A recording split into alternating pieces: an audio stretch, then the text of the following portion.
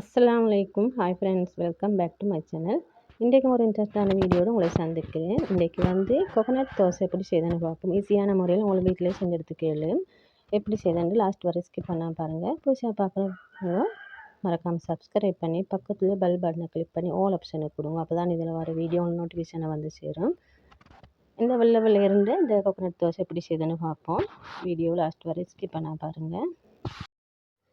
இந்த தோசை செய்கிறதுக்கு ஒரு க்ளீனான பவுலில் ஒரு 2 சுண்டு அளவு மட்டும் பச்சரிசி எடுத்துட்டேன். உங்களுக்கு நாட்டு பச்சரிசி எடுத்துக்கலாம்.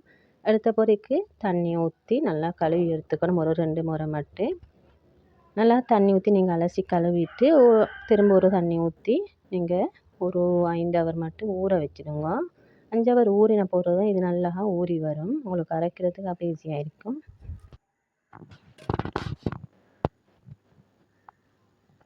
5 ஹவர் ஊறின போர் எடுத்து பார்த்தேன்.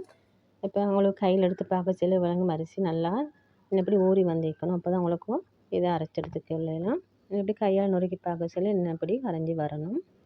இப்போ இதை நான் தண்ணியெல்லாம் வடிய வச்சுட்டு ஒரு மிக்ஸி ஜாரில் தான் அரைச்செடுத்துக்க போகிறேன். இதோட நான் சேர்க்குற இன்க்ரீடியன்ஸ் அடுத்தது தேங்காய் ஒரு கைப்பிடி அளவு, அடுத்தது சோறு.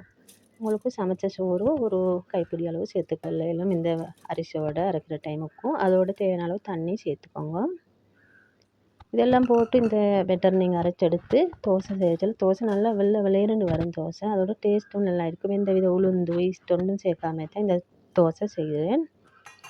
தண்ணி கொஞ்சம் ஊற்றி எப்படி நீங்கள் அரைச்செடுத்துக்கோங்க. இப்போ நீங்கள் அரிசெல்லாம் ஒரே முறையில் போட்டு அரைக்காமைக்கு கொஞ்சம் கொஞ்சமாக போட்டு அரைச்செடுத்துக்கொள்ளலாம். 2 முறையில்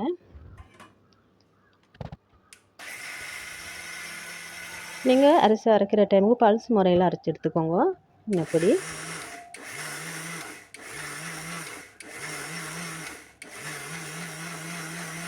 பல்ஸ் முறையில் விட்ட பிறகு திரும்ப அப்படியே வச்சுக்கோங்க. அதை அரைப்பட்டு வரட்டும். அரைச்ச பிறகு நீங்கள் ஒரு க்ளீனான பெரிய பவுல் ஒன்றில் ஊற்றிக்கோங்க. ஏன்னா இது புளிச்ச வைக்கிறதால அரைச்ச பிறகு இப்படித்தான் இருக்கணும். இன்னப்படி எந்த வித துண்டும் இல்லாமல் நல்லா ஃபைனாக இருக்கணும்.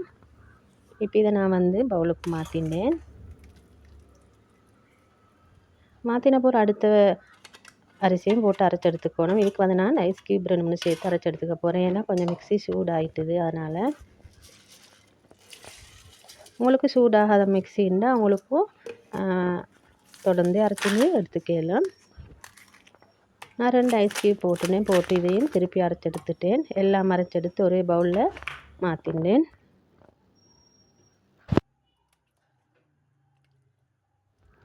இப்போ பவுலுக்கு மாற்றின பிறகும் நான் கையாலே எப்படி கரைச்செடுத்துட்டேன். ஏன்னா நாங்கள் கை சூட்டால் இந்த மாவு நல்லா பொங்கி பொளிச்சு வரும்.